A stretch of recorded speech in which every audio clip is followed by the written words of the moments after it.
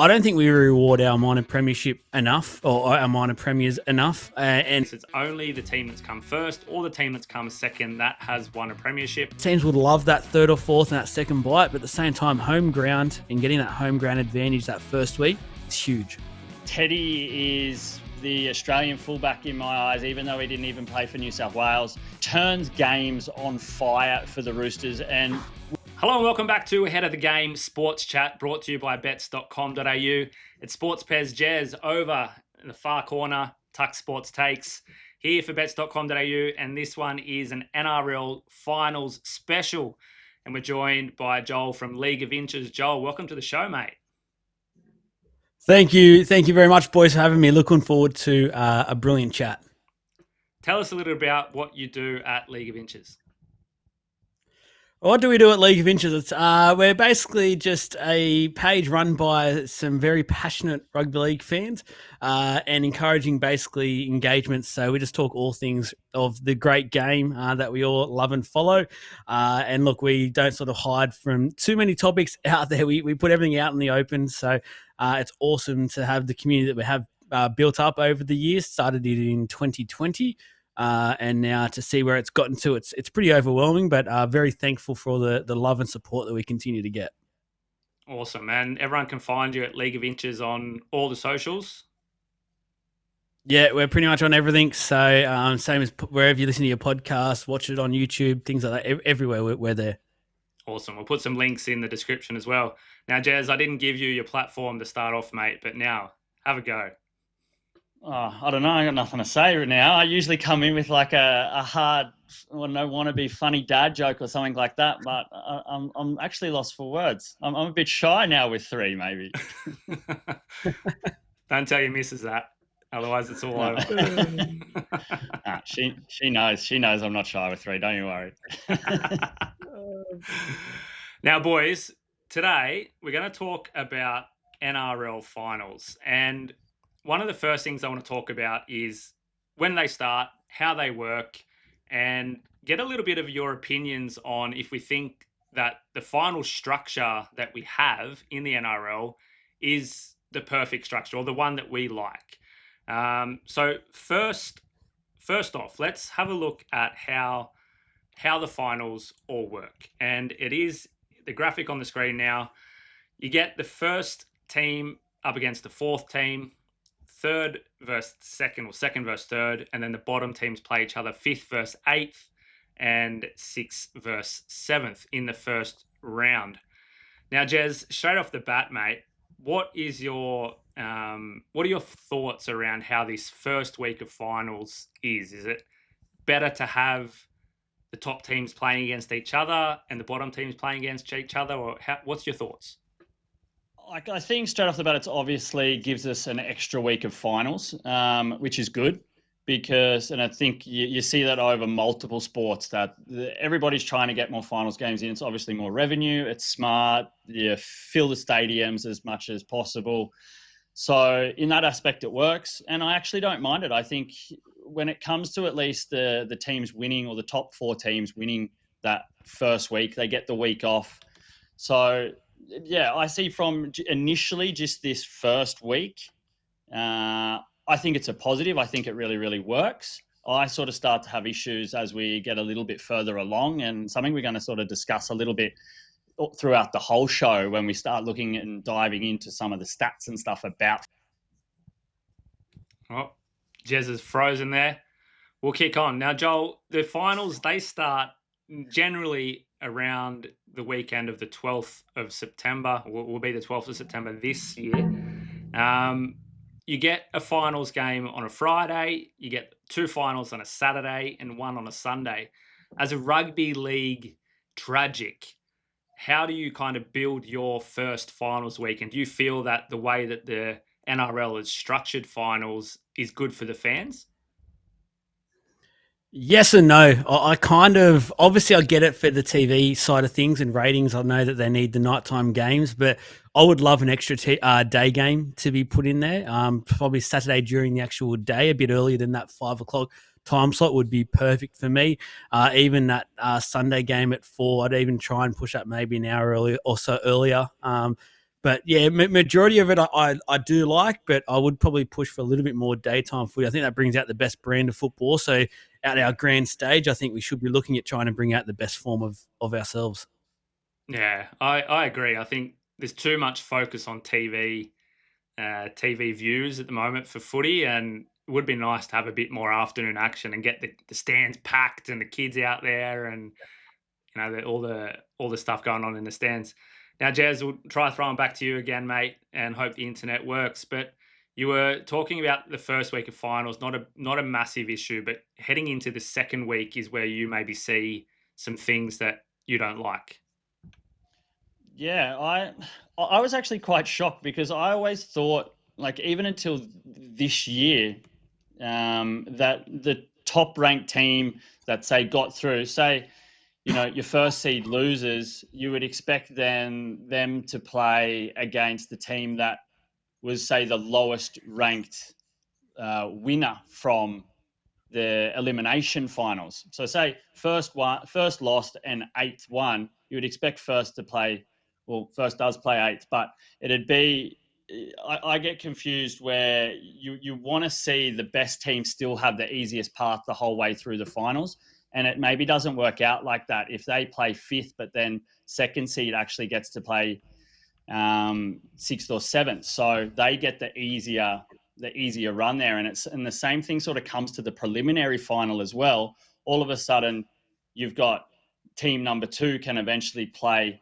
Say if all the top teams win, team number that ranks second will play the fourth seeded team, which sort of gets confusing, and it feels like that prelim becomes easier. But I understand why, because you don't want to have the same matchup from the first week in the prelim, which could potentially happen. So I understand that's why they have to do it. But for me, you want to win the minor premiership is the hardest part of the whole competition. Almost, you've got to be consistent over the whole year, and then you get a chance to have a week off.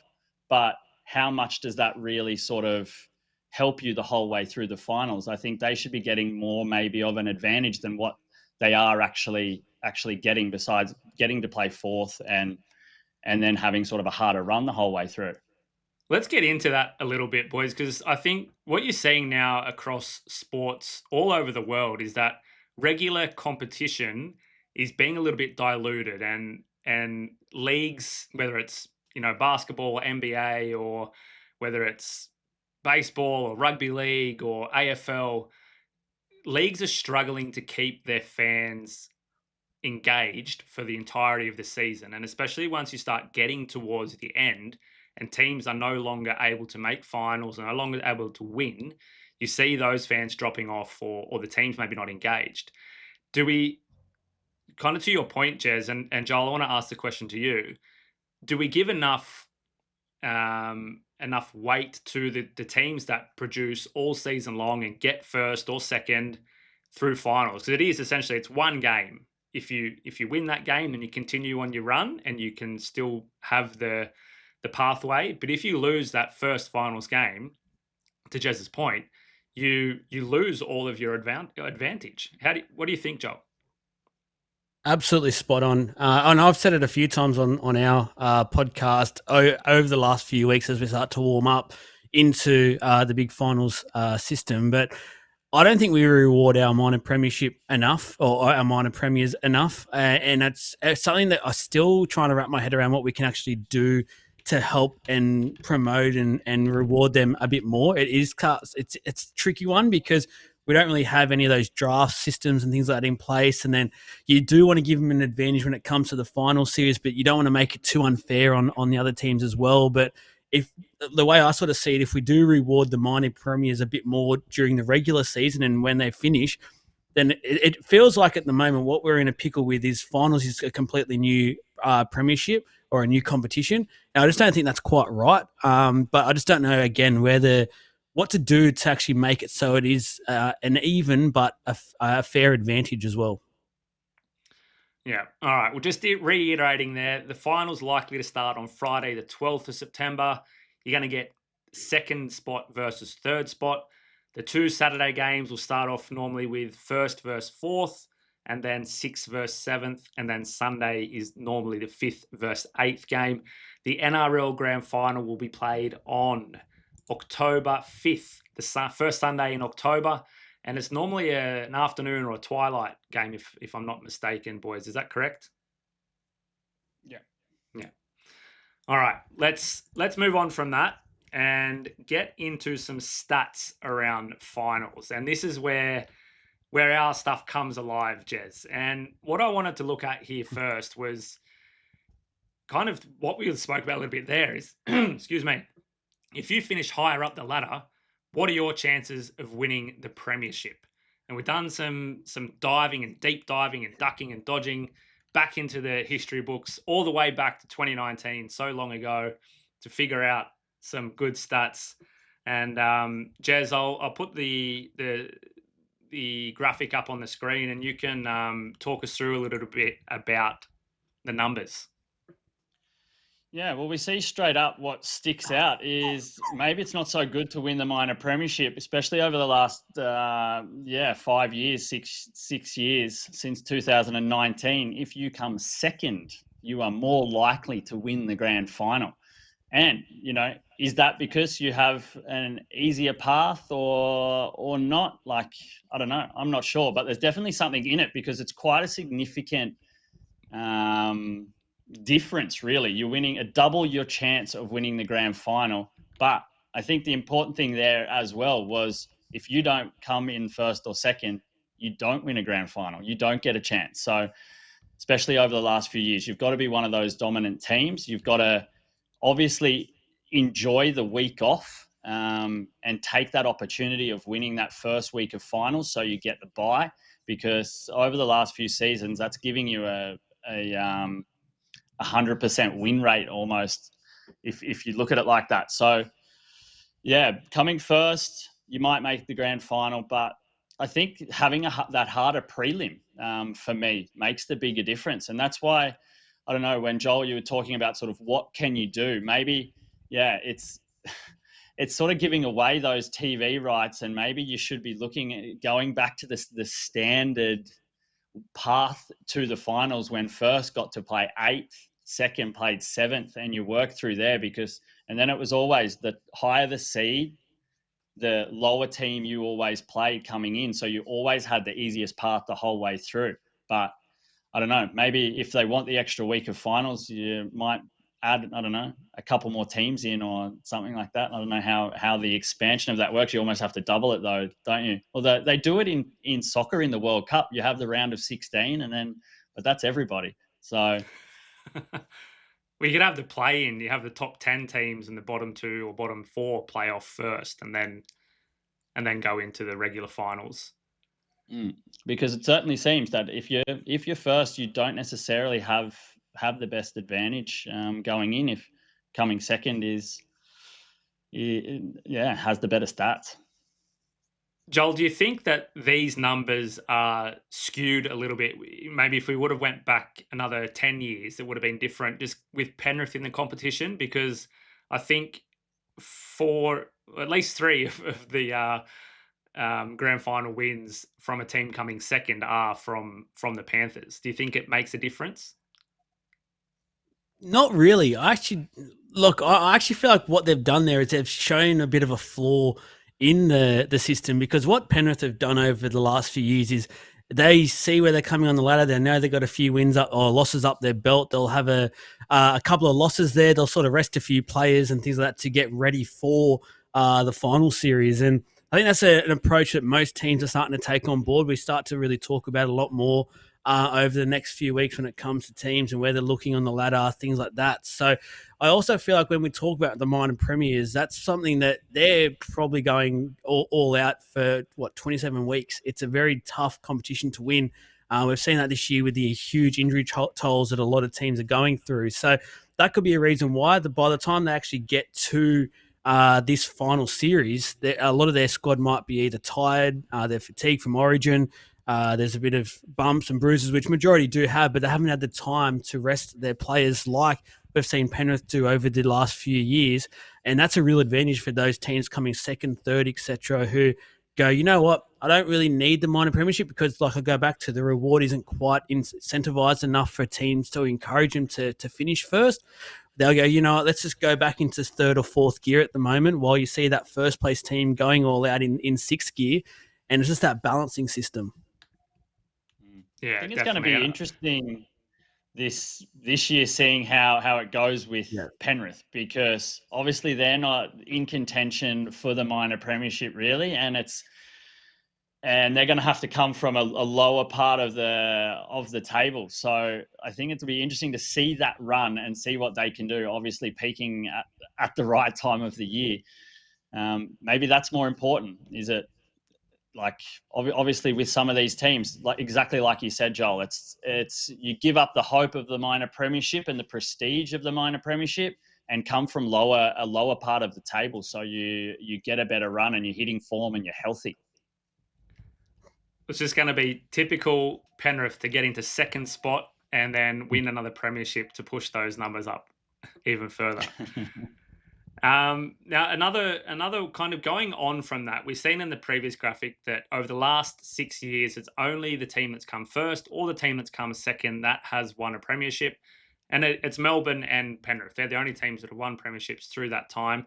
But you look a bit further, we'll break it down a little bit more into kind of each week's. And boys, I want to look at the week one of finals and how teams perform there. And it kind of flows through from what we've been talking about in the first part of this program. But I'm going to put the graphic up on the board here, and you can see some pretty big differences between the teams here, and especially the team that wins the minor premiership comes first and the team that comes fifth. So it's both teams essentially that are playing the lowest ranked opponent that they are able to play that have had the most success. And Jez, I want to ask you again, mate, what are your thoughts around this? Does this has anything to do with what teams have kind of finished in these positions the last few years, or is it plainly due to the structure and you know that you're going to be playing a team that's maybe just scraped into the 8 or something similar like that? Yeah, I'm actually quite surprised that both of these have the similar statistic, to be honest, because I feel the biggest difference usually coming into the finals is probably that 8th team just scraping in is usually on the cusp. They're generally at a different level, especially to say the 5th ranked team. I would suspect that 5th versus 8th would be a completely dominant statistic like it is, and I would sort of feel that 1st versus 4th would probably be a little bit closer, which it hasn't been. So that could be the whole Penrith factor. Also Melbourne, obviously when Melbourne have been winning minor premierships, they've been absolutely dominant force coming into finals. So like that could have something to do with it, but I see that biggest jump is 5th to 8th. So I can see how these stats absolutely make complete sense. And we also know that it's been a very long time since any team from below the top 4 has even won a premiership. Do we have those numbers anywhere, Jez? Did I pull them out, or did we? No. Forget it. No. Okay. But we can see, if you're in for tipping or whatever, then you can pretty much take these numbers and run. Don't ever back the team that's come 4th or the team that's come 8th, because they have an extremely poor record. Do you think then, as teams, Joel, as they progress through finals, say you're a team that's come 4th, do you think they look at the history of finals and say, okay, well, not start planning ahead, but do you think it plays into their preparation in any way, or are they solely focused on the week at hand? I think for a lot of the teams out there, it's 2 bites at the cherry, which is what you get if you finish top 4, is the main incentive for, I'm guessing, 90% of the teams out there. Then you look at a team like the Warriors, for instance, who over the last 6 or so weeks have been in pretty poor form and are almost looking like they're going to be hanging on come finals time. You look at them and you think, to be honest with you, I actually feel like them getting a home final. So if they finish fifth or sixth, they will get that. Would probably do them the world of good to get some home support, start riding that wave of momentum once again. That could be really big for the Warriors, where if they finish third or fourth, that first week you don't get a home final, which is probably a talking point in itself, because you see them, that third or fourth team, go up against basically a brick wall, which is first or second. They just take it out of themselves in that. And then you look at fifth and sixth, who essentially getting the weakest teams who have made finals and getting a reward that way for finishing lower than the top four, which is a bit of a weird one in itself. And then they come into the second week versing that third and fourth team. And I don't know the numbers by it, but I'd assume it's not ideal, but I feel like in a way they get a bit of a second breath, and they can go, you know what, we just had a massive win last week. Third and fourth had a big loss against first or second. It's an interesting one because, like most teams would love that third or fourth and that second bite, but at the same time, home ground and getting that home ground advantage that first week is huge. Yeah, it is. It's very interesting, actually, this fifth spot that you speak about, because it does, like, in week one, it is definitely a recipe for success.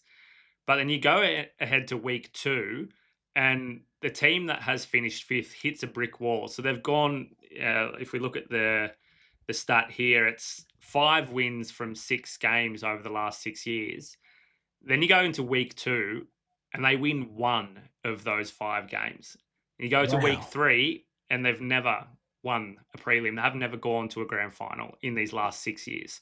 So, I mean, there's probably more to look at further back in the data than just the last 6 years, given the dominance of Penrith and Melbourne in those spots. But I kind of somewhat agree with your point, Joel, about having the weaker opponent and the home ground advantage in the first week, just because, like you said, you don't want to come up against those really strong teams, get off to your finals campaign with a loss, and then try and recoup it from there. I think it's a struggle. As we see, no one's won a grand final from third or fourth either in the last couple of years. Yeah, it's hard to see. And momentum's everything. It's hard to see the advantage there. Like you said, Joel, the momentum is everything. And like, even though, say, fifth hasn't really progressed so much either, like, I don't know, where's your advantage of finishing like third or fourth, losing that first round, getting pumped, coming up against a team that's on a run? I think even if then you manage to win that game, it's probably a much tougher and harder game than you'd want it to be, because you're coming up a team with momentum, with confidence, nothing to lose almost, it feels like, when you're coming from that bottom half of the table. It's like, yeah, we're here, but we can just fuck shit up, and if we get there, we get there. And that's a really dangerous attitude coming into the finals. Obviously, it hasn't helped over this period of dominance from the Penrith Panthers, but look, it's it does. It really puts questions now that we're diving into it much more than I would ever have consciously thought about it before doing this podcast. It's like, where's the advantage for any of these top 4 teams, really? Like, final thoughts, Joel? You want to finish minor premiers? You want to finish minor premiers? All the top 2, it looks like, and you probably want to finish second. So rest your players in the 2 or so weeks out from finals, and you'll be ready to rip and tear. Ruin everyone's super coach. That's what you got to do. Just do that. Yes. All right, boys. Let's move along. Bit of team discussion, and we're going to look at the 4 teams that we've kind of ahead of time said, okay, these 4 teams are locks to make finals. And I want to look at their finals records over the past 6 years. Jez, obviously the biggest one is the Penrith Panthers. They've played in 16 finals matches. They've won 14 of them. And obviously the premierships to boot there as well. What do you see more from this table that we have on with Penrith, Melbourne, Canberra, and Canterbury with their finals records? Does anything stick out to you other than obviously the Panthers? Yeah, well, it's also Melbourne. Like, phenomenally, everyone, like this whole period of the NRL is how dominant the Penrith Panthers have been, because they've been obviously winning finals. But like the comparison to Melbourne is quite shocking, because we sort of also put Melbourne up on a really high pedestal.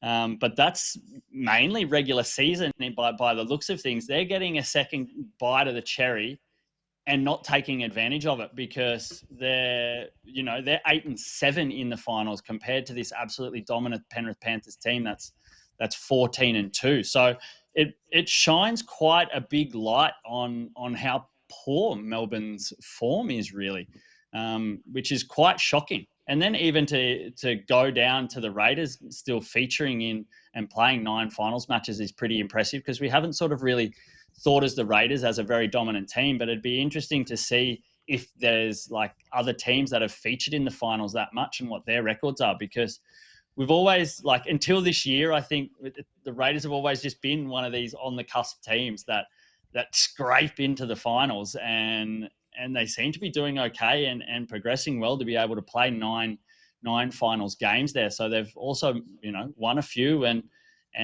are causing maybe more waves than what we've thought. So maybe this season is what they've been building towards. And like, I don't know, the whole year on this podcast, we've been like, are the Raiders the real deal or not? Because it doesn't sort of ever really feel like it. But you look at the build over the last 5 or 6 years, maybe they are the real deal, and they're peaking, and this could be their year. But I don't know, brave man to tip against the Panthers.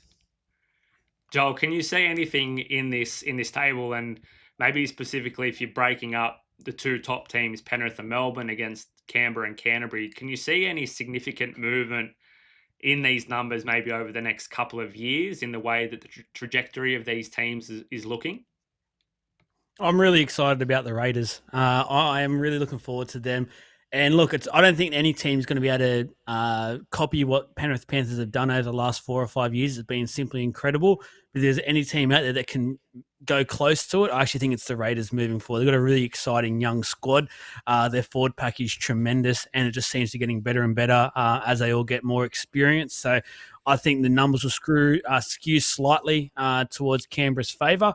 The Bulldogs obviously haven't had much of a successful run since 2009. They did make it in the finals last year, and I think the overall atmosphere sort of overawed them on the day. Marnie's did lose his marbles a couple of times, which didn't help, but I think they'll improve their numbers over the next few years as well. But it basically, you look at those numbers, Penrith are just scary. When it comes to finals football, they're a different beast. And Jesse's absolutely right. Like, everyone has spoken up the Storm, and rightly so, over the years, but their numbers just don't go anywhere near it. And even so far this year, we have seen a Melbourne side that struggle to be consistent and play at that elite level consistently. So out of those 7 losses that we can see Melbourne have had so far, I'm going to assume majority of those have either been with versing Penrith at some stage in the finals, or probably the Roosters when it was early on, 2019 or 2020.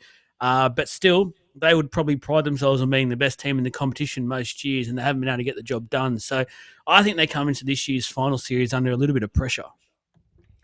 And Jez, we've spoken a lot about the second half of the season for these teams. The Raiders have played in a number of close games throughout the whole year. And then for Melbourne, injuries starting to affect them in the second half of the season. Do you see these things affecting these teams significantly in the finals, coming up against a Penrith team that have definitely reached or starting to reach their peak towards the end of the regular season? Yeah, that's a scary statement right there, is Penrith starting to reach their peak. So I think Penrith have to be the clear favourites no matter where they come into this final series, because they're going to play this like back end of the season smart, and they're going for the premiership. They're going for another ring, and yeah, they're going to peak at the right time. The scary thing for the Storm to start off with is obviously Jerome Hughes being out. He, can likely participate in the finals, but then, does he come in underdone? Does he come in carrying injuries? He also is going to come in out of form, with no form really. So that puts a big question mark for me on the Melbourne Storm heading into the finals, because like Joel said, they've been a little bit sort of up and down this season. They haven't been playing consistently, even with Jerome Hughes in the side. But we're starting to see a little bit of a bigger and better Cameron Munster, I feel, though, which is a plus for the Melbourne Storm. Since Origin, since his father passed away, since the epic Origin 3 performance, I think watching him sort of over the last few weeks, I felt that he's peaking. So that's dangerous for any team, because he's someone that, if the game is tight, like maybe they end up facing the Raiders at some stage and playing with, he's a guy that can certainly turn the game on its head if it is close, which leads me into the Raiders. Yeah, these 1-12 wins, it's pretty documented, especially on our tips over at bets.com.au. It's just riding the Raiders 1-12 victory all season long, and you'd be, you'd have a few extra thousand in your back pocket, because they like to play these close games. But in finals time, you don't want to be playing close games, because there is so many game-changing moments and players that will turn a match up on its head. And I think that's what scares me about the Raiders just this year, and especially obviously with Penrith. And then Canterbury, what are Canterbury? I'm not sure anymore what Canterbury are, to be honest, and if they're good or if they're not. They need to just be focusing now heading into the finals, is getting their defense back to that elite level that it was at the start of the year, because that's the only thing that's really going to save them, because I don't feel that their attack has enough chemistry to go on a long finals campaign, but maybe their defense does. So I don't know. That's how I see those top 4 contenders in my eyes. But like I've mentioned, you're brave to think anyone's going to win the comp besides the Penrith Panthers. Joel, any reflections on what Jez has just delivered? No, I agree. I think the Bulldogs need to win first week of the finals to really get themselves up in this final series. I don't think they can go through 4 weeks in a row of that sort of football. I still think they'll probably be stronger next year, so it doesn't really help them this year. So, no, I'm pretty much agreeing with everything that Jez has sort of said there. I just think Penrith Panthers. You can come on the show anytime, mate. Agree with all the shit that comes out of my mouth. Penrith are a juggernaut. They're a very, very scary beast in finals. And I think, we're talking 6 weeks ago, I think the competition were laughing, going, how good's this? We're going to sit back, relax, have a final series without Penrith. And they've gone, hang on, don't forget about us. And here we are. Yeah, absolutely amazing run in the second half of the season from the Panthers. Now, boys, let's round it out with kind of a bit of a roughy pick, okay? So we've spoken about the top 4 teams that are locked for finals, and there are a number of teams, throughout the last couple of weeks of regular season that have still a chance to make a dent and get into the top 8. I want to throw a bit of a bit of caution to the wind. That's maybe not the right word. I think the Dolphins could be a disruptor in a finals campaign. They're a maiden finals campaign. I think they have quality players in their team to just attack and score points and throw every notion of what we know about finals out the door. It being, defensive game, you can see in the numbers that game totals are lower in finals than they are in regular season. But I think the Dolphins, if they have all their players on the park, could have an upset in week 1, could maybe buck some trends in week 2, coming from a lower position on the ladder, and possibly, get to a prelim, and then it's anybody's game there. Joel, any thoughts on my tip there? I'm sorry, mate, but I can't back you in this one. I actually think the Dolphins will struggle to make the 8 at the moment. They're a completely different football side. Obviously, the loss of Herbie's been huge for them. If they had a fit Herbie there, I would be backing them in for sure.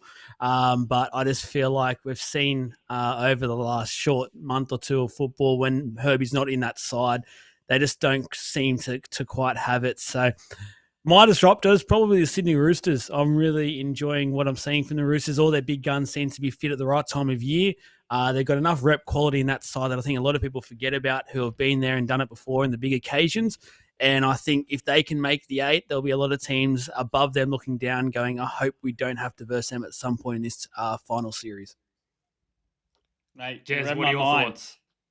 You read my mind. I'm glad I get to make the graphics for this show, because I've even made a graphic about the Sydney Roosters, because I've been red hot on them over the last few weeks. I I think Teddy is the Australian fullback in my eyes, even though he didn't even play for New South Wales. He's an absolute gun. It just turns games on fire for the Roosters. And with Sam Walker back, they're an absolute different beast. You see the aerial attack game in and game out with Marky Mark, and the resurgence of Daniel Tupou in the air is an absolute beast. And I don't think, like Ryan, like you said, talking about the Dolphins, yeah, with Herbie, I completely agree. Absolute threat because of their attack, but the Roosters just have everything, and they're a top 4 team in points scored. Their defense sucks, but they have the ability to be able to defend their line. It's just that they put a little bit too much pressure on themselves. So Ryan holding up his jersey there for people that are listening it on other platforms than YouTube. But I just see like they're more dangerous than anybody thinks. They rank better than a lot of the teams that are likely to finish in the top 4 when it comes to some really key attacking stats. And they've actually had a hard run. I think the biggest stat for me than the ones that you see up on the screen is they've played 12 top 8 teams heading into round 24. They've actually played the second most teams that were sitting in the top 8 before the last month of football. So for them to be sitting on the cusp is huge. They've had the second most wins against top 8 teams besides the Canberra Raiders. So even though they are sitting in 8th, they've had a tough run. They've had a hard run. They've also had injuries, but now they're peaking coming into the finals. And for me, they're absolutely the disruptors. And like you mentioned, Joel, they've got experience. They've got representative players. They've been around the finals, in recent times. They know what it's all about. You've got Trent Robinson, who knows how to win premierships and how to take on that run home and run through the finals. If they get there and they get in the mix, they're going to be the biggest danger. And for me, scarily enough, they're going to be the biggest challenges to the Penrith Panthers. They're the only team I see being able to do something to take on the Penrith Panthers.